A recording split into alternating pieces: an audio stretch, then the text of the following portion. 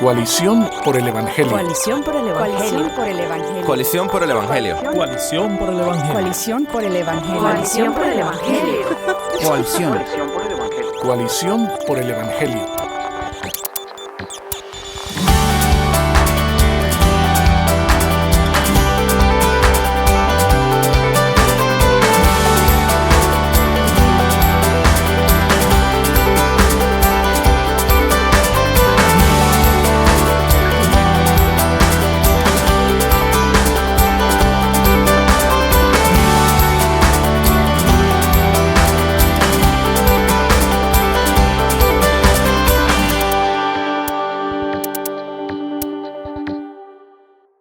Muy buenos días, muy buenas tardes para todos los que nos escuchan o nos están viendo.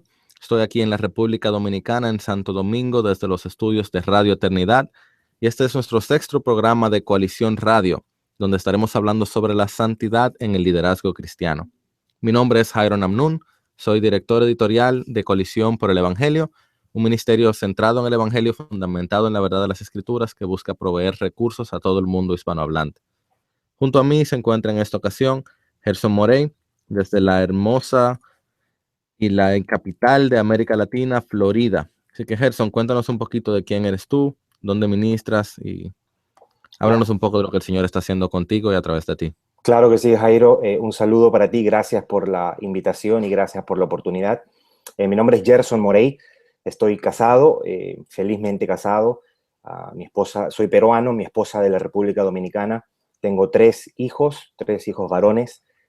Edades 22, 17 y 14 años de edad. Pastoreo aquí en el sur de la Florida, aproximadamente unos 15, 20 minutos al norte de Miami, en Broward, el condado de Broward, en una ciudad que se llama Cooper City. Una iglesia que en este próximo mes de octubre va a cumplir 3 años de fundada. Mi trabajo primordialmente es ser pastor y también me gusta escribir y tengo la dicha y la bendición de poder escribir también en el blog de Coalición por el Evangelio. Muy bien, Gerson. El teclado de Gerson, ¿cierto? Así es. O veo que lo pronuncias Gerson.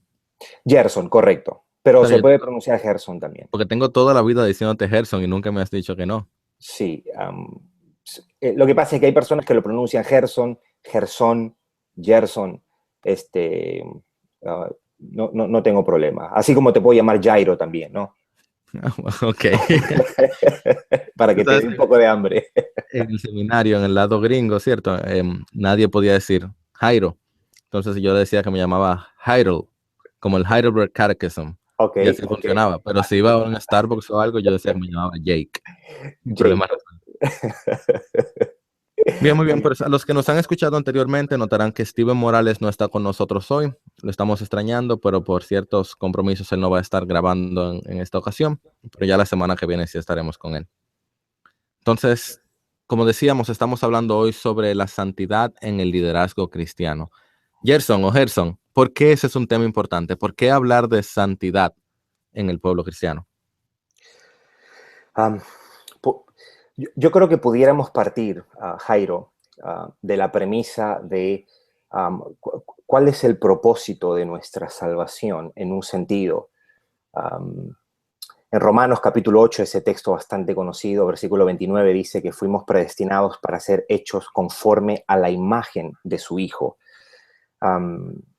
Más adelante el mismo apóstol Pablo establece que hemos sido reconciliados en Cristo para que seamos santos, sin mancha e irreprensibles delante de Él.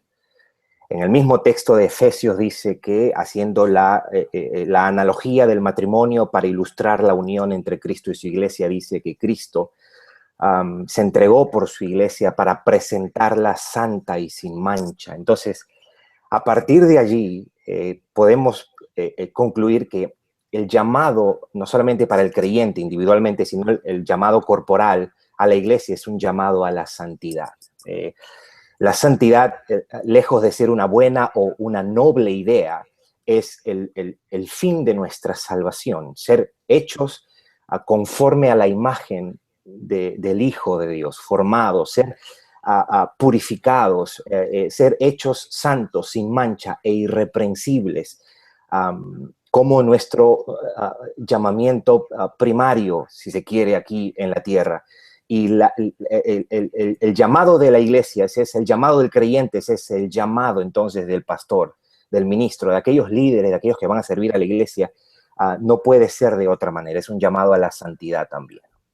Es interesante, Gerson, tú dices que desde el principio, desde antes de comenzar la obra de salvación, Correcto. en la predestinación, Dios tenía en mente la santificación de los creyentes. Uh-huh. Y no nos cabe duda, como vamos a hablar más adelante, que esto también se refiere a la santificación final, en la glorificación, donde seremos tal como Él es.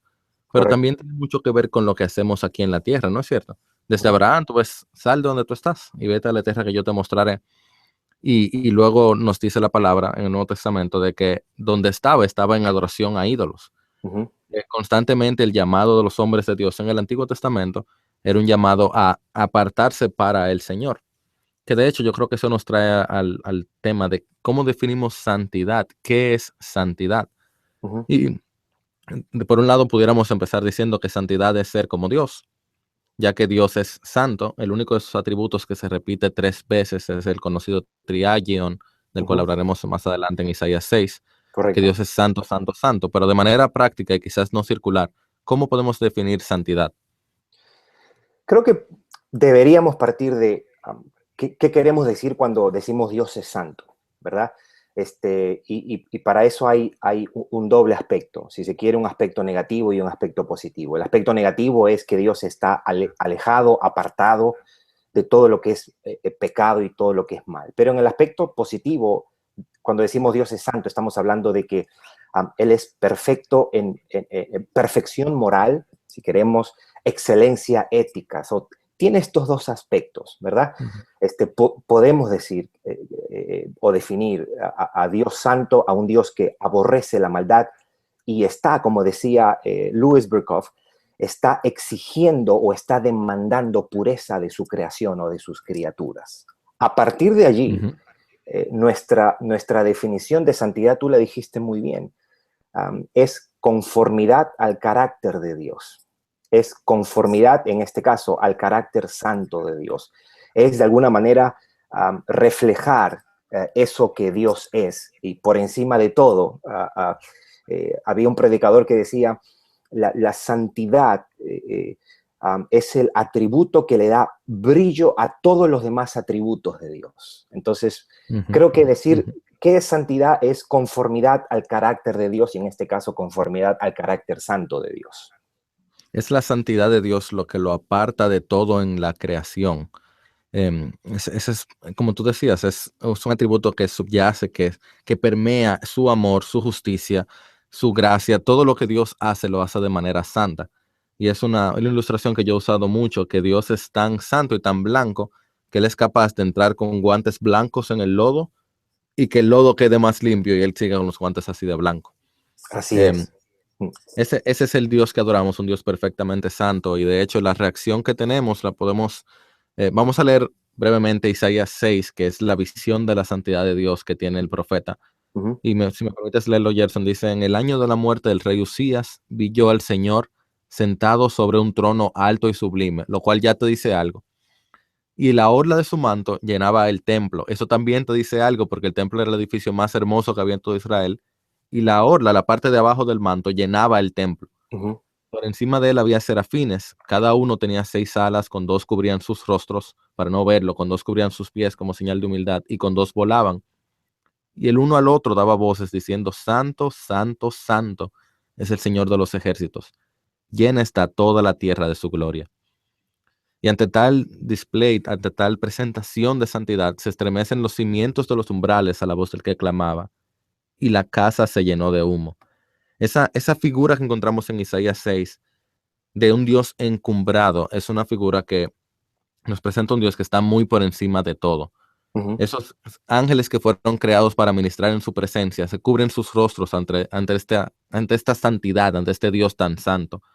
Pero entonces seguimos leyendo que el profeta, correctamente, probablemente el hombre más justo que había en todo Israel en ese momento, el profeta dice en Isaías 6:5, sus primeras palabras en todo el libro: ay de mí, porque perdido estoy, Pues soy hombre de labios inmundos y en medio de un pueblo de labios inmundos habito, porque mis ojos han visto al Rey, el Señor de los ejércitos. Gerson, coméntame un poquito de eso. Sí. Sabes que es interesante que en el Antiguo Testamento, Jairo, una de las maneras como se refieren a Dios es el Santo de Israel. Pero lo más interesante de eso, Jairo, es que esa expresión aparece aproximadamente 30 veces en el Antiguo Testamento, pero de las 30 veces, 25 veces aparece en el libro de Isaías. Parece que esta visión o esta experiencia, no encuentro otra palabra para que pueda describir esto, pero lo traumó a Isaías. Sí, lo marcó completamente. Lo marcó completamente. Y yo creo que de alguna manera encontramos algo paralelo en el inicio, en el llamamiento de Ezequiel y en algún sentido en el llamamiento de Jeremías también. Esto nos da un patrón de que de alguna manera Dios quería mostrarle a estos líderes, a estos profetas, con qué clase de Dios estaban lidiando ellos.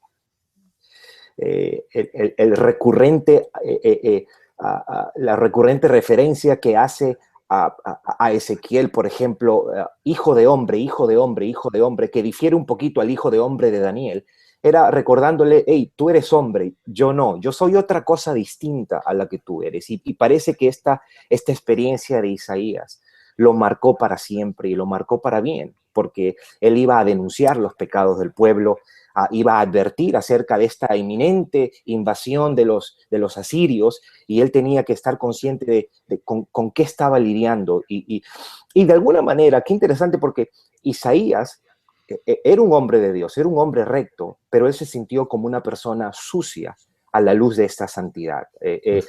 Solamente para tomar como ejemplo de la ilustración que tú haces, en la iglesia enseño esta diferencia de, digamos que alguien te regala una camiseta de color blanca y es tu única camiseta de color blanca y la comienzas a usar y la tienes 1, 2, 3, 4, 5 meses, 6 meses, 7 meses y es la única camiseta blanca que tú tienes y la lavas y tú sientes que esa es la camiseta más blanca que tú tienes.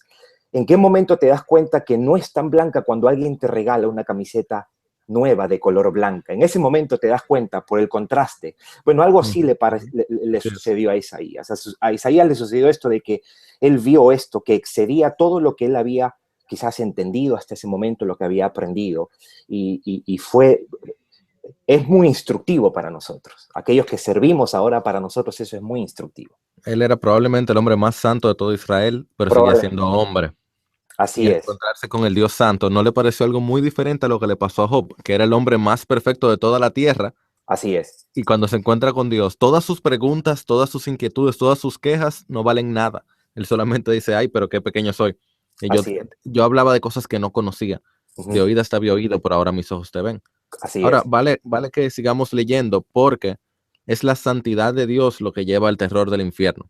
Son pecadores, hermanos, un Dios airado lo que lleva al terror del infierno. Y eso hubiera sido el resultado de Isaías si no fuera porque el versículo 6 nos dice que entonces voló hacia mí uno de los serafines con un carbón encendido en su mano que había tomado del altar con las tenazas. Con él tocó mi boca y me dijo, esto ha tocado tus labios y es quitada tu iniquidad y perdonado tu pecado.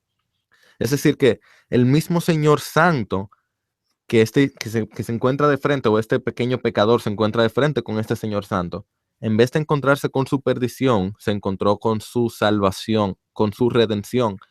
El ángel, en representación del ángel que luego habría de venir, perdonó sus pecados, lo tocó, lo transformó, lo traumó y le dio redención, limpió su iniquidad. Correcto. Y vale que mencionemos en Juan 12, la palabra nos muestra que Isaías estaba hablando de Cristo Jesús, nos dice en 12:41, que él vio su gloria y se regocijó. Es decir, que aquí en toda esta imagen nosotros estamos teniendo una prefiguración o algo de que luego iba a encontrar su consumación en la persona de Cristo Jesús, el mismo que también al transfigurarse los discípulos no sabían qué hacer y estaban hablando disparates. El mismo que luego se entregaría en la cruz y por el cual ahora nosotros tenemos presencia ante el Padre, por el cual ahora nosotros somos perdonados y por el cual ahora, al igual que el profeta, Cuando Dios nos llama a servir, podemos decir, aquí estoy, envíame a mí, heme aquí. Así que en el próximo segmento, en la segunda parte de este programa, vamos a estar hablando un poquito de nosotros y nuestro lugar en la santidad, es decir, cómo la santidad debe permear todo el liderazgo cristiano. Así que nos vemos en unos minutos. Muy bien, continuamos en Coalición Radio, en este programa sobre la santidad en el liderazgo cristiano. En la primera parte estuvimos conversando sobre la santidad de Dios, sobre cómo Dios es el Dios santo, el santo de Israel, el santo, santo, santo, y cómo si no fuera por Cristo Jesús y su salvación, no hubiera forma que pecadores pudieran estar delante de ese Dios. De hecho, seríamos lo que Jonathan Edwards bien llamó pecadores en manos de un Dios airado. Pero ahora, inmediatamente luego que Isaías se encuentra con el Señor no lo deja ahí, el Señor limpia sus labios, el Señor hace un llamado, ¿quién irá por nosotros? Y el profeta responde, aquí estoy, envíame a mí. Nosotros, los siervos de Dios, aquellos que son parte del liderazgo de la iglesia o siervos de la iglesia, las ovejas del Señor, tenemos un llamado a servirle. Y por tanto, si tenemos un llamado a servirle, también tenemos un llamado a la santidad. Así que vale la pena, Gerson, que estemos conversando un poquito ahora sobre la santidad en el liderazgo cristiano. Muy bien. Para empezar, me gustaría comentar un poquito acerca de un libro escrito aproximadamente en 1656-55, que me traumó cuando lo leí por primera vez, El Pastor Reformado de Richard Baxter. Y la manera como él empieza, él toma el texto de Hechos 20-28, cuando Pablo está hablando con los ancianos de Éfeso, cuando se está despidiendo de ellos. Y en ese texto, Pablo les dice a ellos, mirad por vosotros, primero, antes de decirle mirad por el rebaño, mirad por vosotros, ¿verdad? Y la manera como él aborda esto, aún llega al punto de decir, asegúrate que tú estás en la fe. Porque es terrible que una persona sea un incrédulo, o que un creyente, alguien que no es creyente, sea un incrédulo, estando en la iglesia. Dice él, peor todavía es que un pastor sea un incrédulo. Y yo creo que es ahí donde partimos.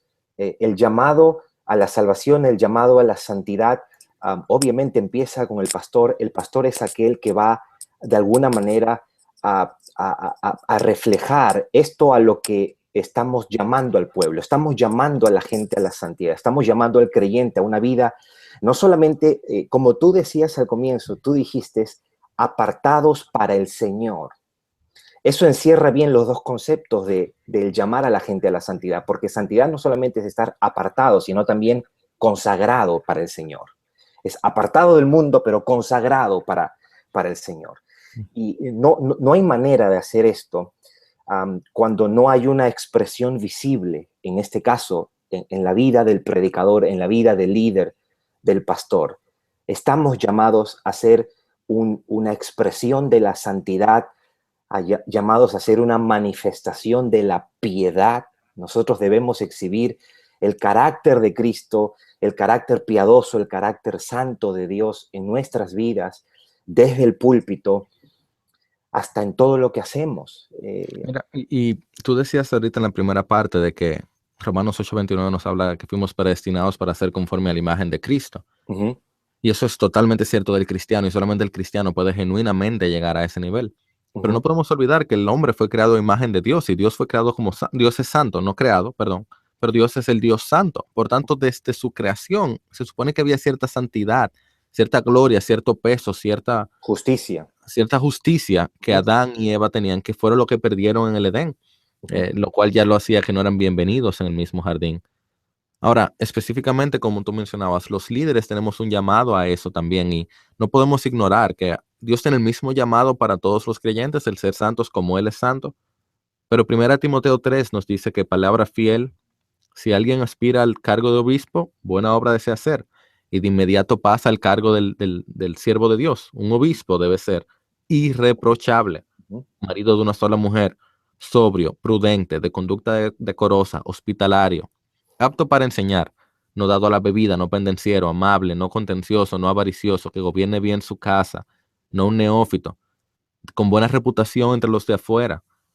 Esas características, la mayoría de ellas, suena bastante como palabra fiel es esta, un obispo debe ser santo. De hecho, tomamos un momento para hablar de eso irreprochable. ¿Qué crees que quiere decir, Gerson? ¿A qué nos está llamando el Señor cuando habla que el ministro del Señor, el ministro del Evangelio, debe ser irreprochable? Irreprochable, irreprensible. Primero tenemos que decir qué no significa eso. No significa que un pastor no va a cometer pecados. En un sentido, si esa fuese la conclusión o la lógica de Pablo, ninguno estaría de alguna manera calificado. Pero de alguna manera está apuntando a un estilo de vida o a un patrón de vida pecaminoso, algún tipo de pecado que de alguna manera pueda manchar y dañar el testimonio del pastor como tal, o del ministro, del líder, el testimonio de la iglesia como tal y el testimonio del evangelio. No estamos hablando de ese tipo de pecados, aunque debemos decir, el pecado es pecado, pero también debemos entender que algunos pecados tienen diferentes consecuencias, de alguna manera, en cuanto a nuestras relaciones, por ejemplo. No quiero ser cuidadoso con esto. La paga del pecado es muerte. No dice la paga de los grandes pecados son muertes. No hay tal cosa como los pecados graves y los pecados menos graves. Pero en cuanto a las consecuencias, el predicador debe estar ajeno de todo tipo de esos pecados que vayan a traer deshonra y mancha a su testimonio, no solamente como creyente, sino como pastor, que vaya a manchar el testimonio de la iglesia y que vaya de alguna manera manchar el testimonio del evangelio que predicamos. Así es, tú sabes que... Sí, Continúa. Y yo creo que en ocasiones queremos nosotros calificar o clasificar cuáles son esos pecados y cuáles no son esos pecados, ¿verdad? Y yo creo que si entramos en ese tipo de ejercicio, porque alguien diría, bueno, un pecado que no manche la reputación de un predicador o de la iglesia como tal, son, digamos, esas mentiritas piadosas. Un ejemplo, ¿ok? Sí, pero cuando una persona se caracteriza por un patrón de vida de mentiras, aunque no sean mentiras graves, hay un problema con eso. Entonces yo creo que antes de entrar a clasificar qué tipo de pecados y qué tipo de pecados sí clasifican y qué tipo de pecados no clasifican, es entender el corazón de esto. El corazón es que el predicador está llamado a vivir una vida santa, una vida piadosa, apartado del mal, un hombre que sea como la estampa de la piedad. Pero eso no es el llamado para el pastor cuando empieza a pastorear. En realidad ese es el llamado de todo creyente. Así es. Es el llamado de todo creyente. Lo debe exhibir el predicador cuando es un candidato para pastorear, cuando es pastor y durante toda su vida. Es un llamado a la santidad, es un llamado a la piedad que nosotros tenemos. La diferencia sería que toda oveja tiene un llamado a ser irreprochable, pero si no lo es, no deja de ser oveja. Ahora, Correcto. todo pastor tiene un llamado a ser irreprochable, y si no lo es, deja de ser pastor, deja de calificar como un pastor. Yo creo que tú dabas en el clavo cuando hablabas como de conductas pecaminosas o lo que llamaríamos patrones de pecado. Es decir, una persona que tiene una tendencia a la mentira, que constantemente, aunque sean mentiras pequeñas, constantemente resuelve con mentir, ya no es irreprochable. Una persona que tiene una adicción a la pornografía, ya no es irreprochable. Una persona que tiene algún tipo de conducta pecaminosa constante, la cual las personas pueden reprochar porque es evidente que, digamos, una persona cargada de orgullo, que el orgullo manifiesta su vida, una persona que no perdona, una persona que pudiéramos llamar genuinamente mundana, que piensa como piensa el mundo, que disfruta lo que el mundo disfruta, de la misma manera que el mundo disfruta, ya no es irreprochable. Y de hecho, interesantemente, el verso como que empieza con irreprochable y termina hablando de una buena reputación entre los de afuera, como portalibros de la misma situación, de que es que lo irreprochable es lo de adentro, y eso va a culminar en una buena reputación con los de afuera. Correcto. Y cuando él escribe casi lo mismo a Tito, parece que el énfasis en Tito, aunque en Timoteo también lo hace, pero es interesante que él comienza y dice, no soberbio. Entonces, el lado positivo es humilde. Humilde. Ujú. Después dice, no iracundo. El lado positivo de eso es la mansedumbre, ¿verdad? Y si nosotros seguimos en esta línea, vemos las cualidades, está de alguna manera condenando estas obras de la carne, si se quiere, Ujú. y para destacar este aspecto de el predicador está supuesto a ser un hombre humilde. El predicador está supuesto a ser un hombre manso. El predicador está supuesto a ser un hombre compasivo con la gente, porque constantemente el predicador se va a ver expuesto a tener que lidiar con pecados de otras personas, con pecados de las ovejas de la iglesia, quienes Dios les ha dado a pastorear. Y es muy importante que el predicador tenga esta conciencia o esté abrumado por una conciencia de la gracia de Dios, para que eso mismo se pueda reflejar en todos y cada uno de los aspectos de su ministerio. Desde su hogar, desde cómo predica, desde cómo aconseja, desde cómo vive. Es un estándar bien alto. Es un estándar bien alto y que de alguna manera nos recuerda a nosotros que pastoreamos y que discipulamos permanentemente a las personas, de que nosotros no nos podemos descuidar, porque todavía seguimos siendo pecadores, Jairo. Todavía Así tenemos es. estas inclinaciones pecaminosas, todavía tenemos estas inclinaciones viles con las que tenemos que estar constantemente batallando y trayéndola delante de Dios en oración y buscando la gracia de Dios. Hace un tiempo yo escuchaba a R.C. Sproul decir, todo creyente necesita una experiencia de Isaías 6 todos los días. Y si eso es cierto para un creyente, es más cierto todavía para un predicador.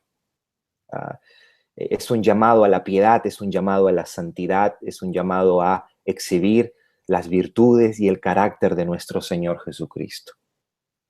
Tú sabes que cuando meditamos en esas cosas, como Isaías, tenemos que darle gracias a Dios por él habernos pasado carbones encendidos. Uh-huh. Eso no es una forma de uno decir, ay, yo no puedo, esto es demasiado difícil, la vida cristiana no se puede vivir. Porque si fuera así, el Señor no nos hubiera mandado a hacerlo, el Señor nos capacita para lo que nos pida.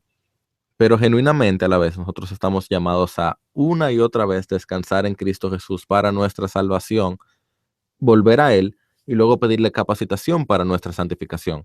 Es decir, nosotros no somos salvos por gracia y luego por obras somos santificados. También Correcto. es la gracia de Dios la cual obra en nosotros el querer como el hacer según su beneplácito. Uh-huh. Pero nosotros nos esforzamos. Yo creo que ahí valga que hablamos un poquito sobre eso, Gerson, es la necesidad de esforzarnos para santidad, o como dice Pablo, de disciplinarnos para la piedad. Nosotros no podemos pensar que vamos a ser santificados por osmosis. Si no pasamos tiempo en la palabra, no pasamos tiempo en oración, no vamos a la iglesia como deberíamos, con el corazón que deberíamos, sino en Dominicana decimos machacamos, golpeamos nuestro cuerpo y lo hacemos nuestro esclavo. ¿Cómo vamos a ser más santos? El Señor puede hacerlo de manera sobrenatural, Él lo va a hacer en la glorificación, pero de alguna manera, aquí en la tierra, Dios ha orquestado que nuestros esfuerzos y su gracia y gloria se unan en la santificación del creyente. ¿Qué piensas tú, Gerson?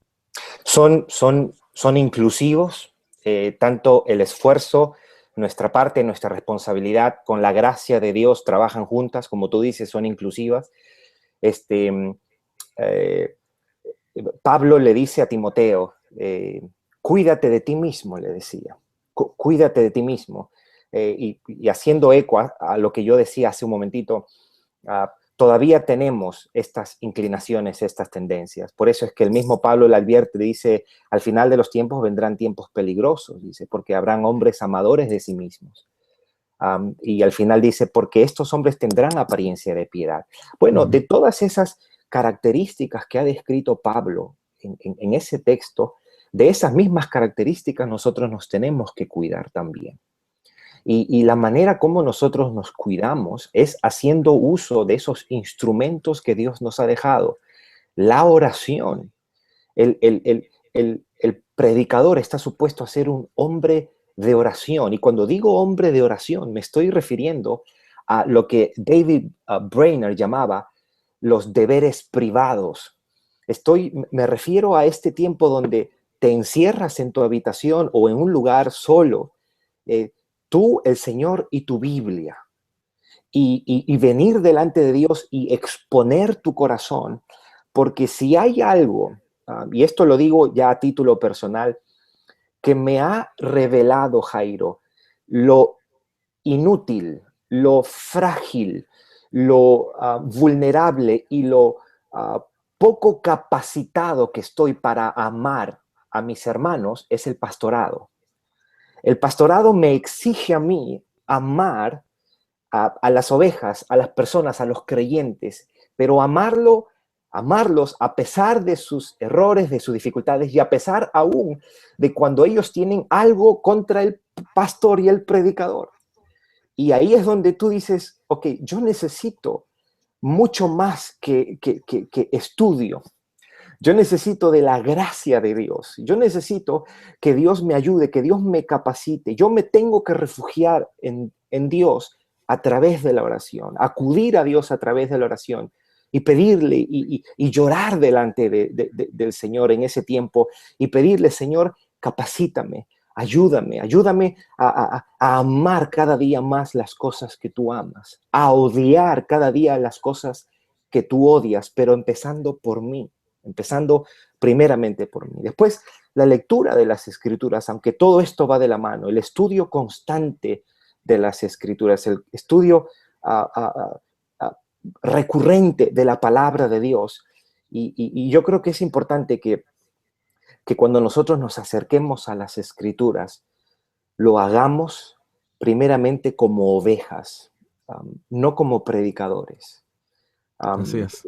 Esta Es una tendencia en la cual tenemos que correr. Una batallar tentación de la cual tenemos que constantemente. correr. En mi trabajo, por ejemplo, como mi labor es editar constantemente, leer y leer y leer, yo he hecho el esfuerzo de cada vez que tengo un texto de la Biblia delante de mí, leerlo completo. Porque esto que está ahí delante, cualquier otra palabra puede ser la palabra de Gerson, las cuales pueden ser muy buenas, palabra de cualquiera, de Sugel o de R.C. Sproul, pueden ser muy buenas palabras, pero ese texto que está ahí en itálica de lado, ese párrafo de la escritura, esas son las palabras del Dios vivo. Y esas palabras están destinadas para mí. Para mi salvación, según 1 Timoteo 3:15, pero luego sigue, 2 Timoteo, perdón, 3:15, luego sigue también para que el hombre sea enteramente preparado para toda buena obra. Y yo creo que eso nos trae, Gerson, a un último llamado que quisiéramos hacer a todo líder de la iglesia, y es, amado hermano, enfócate más en tu carácter que en tus talentos, en quien tú eres a solas delante de Dios, que en lo que tú eres delante de los hombres. Eso es también un llamado para ti, Gerson, y también es para mí. Es Correcto. constantemente, Señor, ¿dónde estamos nosotros delante de ti? No delante de la congregación, no delante donde todos nos ven, es en lo privado. Señor, ¿quién soy delante de ti? Y entonces pedirle al Señor constantemente, como tú decías, hazme más como tú. No, hemos visto ya, nos hemos dolido ya, hemos visto ya cómo cae el nombre del Señor es blasfemado por la caída de líderes del pueblo de Dios.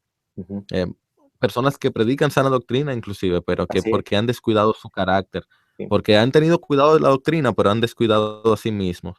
El Señor en su gracia los disciplina y los sienta, y a veces de manera escandalosa, lo cual le trae deshonra a su nombre y deshonra a la iglesia. Así que, amado hermano, hoy que América Latina está despertando a la gracia de Dios en el Evangelio, nosotros necesitamos cada vez más de hombres fieles, hombres que estén enfocados en el Señor, hombres que sean hombres íntegros, que en lo privado sean lo mismo que en público. Y esa es oración para mí. Por favor, ora por mí, ora por tus otros hermanos. Si quizás tú no eres un líder en la iglesia ahora mismo, ora por tus pastores, ora por tus diáconos, ora por tus consiervos, ora por cualquier ministerio que tú te beneficies, ora constantemente que el Señor los lleve a santidad. Y quizás para terminar, Gerson, solo un recordatorio. Todos debemos tener a alguien que nos conoce, alguien a quien le rendimos cuenta, alguien con quien hablamos de nuestras cosas. Así que si tú no lo tienes, yo te pido, te encarezco en el Señor, que tú encuentres a esa persona que te pueda preguntar cómo tú estás, cómo estás en tu vida, cómo estás orando, cómo estás en tu palabra, que puede estar atento a que está viviendo como que tú estás hablando mucho con alguien que no es tu esposa, que puede estar atento a como que tú estás faltando a la iglesia, que puede estar atento a que hay un espíritu de queja en ti. Ujú. Entonces, que eso sea una salvaguarda que el Señor ponga en tu camino, guiándote en el camino a la santidad. Gerson, ¿alguna palabra final? Claro que sí. Cuando leemos el Salmo 51, el contexto, obviamente, David ha pecado, adulterio, asesinato y demás. El texto en el versículo 12 dice, devuélveme el gozo de tu salvación. Pero a veces hemos cometido el error de pensar que David perdió el gozo de su salvación después de pecar. No, David perdió el gozo de su salvación y por eso cometió ese pecado tan deshonroso para su nombre, para Israel y para lo que representa a Dios. En el momento que nosotros nos dejamos de deleitar, de gozar en nuestra en Cristo, en quiénes somos en Cristo, en la salvación que hemos recibido en Cristo, en el glorioso evangelio que nos salvó. En el momento que la oración deja de ser un gozo, un deleite, la palabra de Dios deja de ser un gozo, un deleite, nosotros tenemos que prender las alarmas porque estamos en un terreno muy peligroso y todo creyente y mucho más un pastor debe cuidarse de eso. Y lo otro, ahora que tú decías, asegurarnos de tener personas, había un predicador que decía que todo creyente debe tener 3 tipos de personas en su vida, un Timoteo, un Bernabé y un Pablo, decía él. Un Timoteo porque todo creyente está supuesto a discipular a alguien, acompañar a alguien. Un Bernabé porque todos debemos tener a alguien a nuestro lado, de alguna manera que tenga quizás la misma madurez que nosotros y demás, pero también debemos tener un Pablo, decía él, porque es esa persona quien nos puede hablar, a quien podemos rendir cuentas, quien nos puede exhortar, reprender si es necesario, y seguramente tendremos los límites necesarios para estar guardados y estar cuidados y para servir al Señor y hacerlo bien y dejar su nombre y el nombre del Evangelio bien en alto. Amén. Gerson, gracias por tu tiempo. El Señor nos encuentre fieles. Gracias por ayudarnos a meditar en la santidad de nuestro Dios. Un tema que vale la pena que veamos una y otra vez como estaremos haciendo en este programa de radio. Es nuestra oración que el Señor, esté cada vez más levantando hombres y mujeres que le amen en lo íntegro, en lo profundo de su corazón. Que sean aquellos hombres que el Señor está buscando, que tienen su corazón completamente deleitados en Él. Así es. Este ha sido Coalición Radio, nuestro 6º programa hablando sobre la santidad en el liderazgo. Gracias a quienes nos escuchan. El Señor los bendiga.